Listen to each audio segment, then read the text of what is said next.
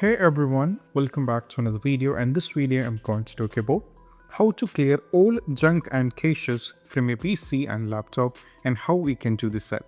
So let me try click it into a step. So the first one is all about, we just need to go over here, search for the run command, press enter. Now from here we have to type, the first one we need to type temp, then press enter. That's going to take you to this. Now from here you have to select whatever it is and go for the trash icon and delete it. Then you have to close this. Then we need to move to the next step. That is all about go over here, search for the run command once again, press enter. This time we need to type %temp and press enter. That's going to take you to this. And over here as you can see we have a lot of files. So all we have to do is just press Ctrl and A from the keyboard. So that's going to select everything and go for the trash icon. Go for deleted, and right now as you can see some of these are deleted but some are still there.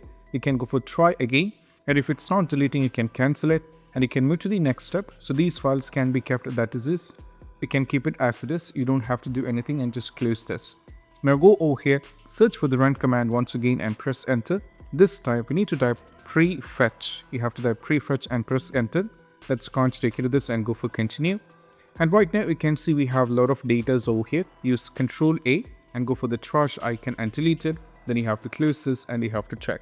So these can be done, and still if you're having the trouble, then we just need to go over here, search for the disk cleanup. Just click on the disk cleanup over here. Select the local disk in which you wanted to select and go for OK. Then that's going to take you to this. Now from here you have to put a check on all these boxes. Keep on putting check on all these boxes and go for clean up system file and go over here and go for OK. Then you can do this and you have to check that might work in most cases. Next one, we need to go over here, search for the settings. Then click on the settings over here. Now from here navigate to system. Now from here go to storage, keep scrolling down. Now from here there is an option called storage sense. Make sure you turn this on. Then you have to click on this one. And also we have an option called run storage sense now, and you can go for run storage sense now. Click on this one, and once done you have to check, and that might work. So these are the steps, and I hope this quick video is helpful.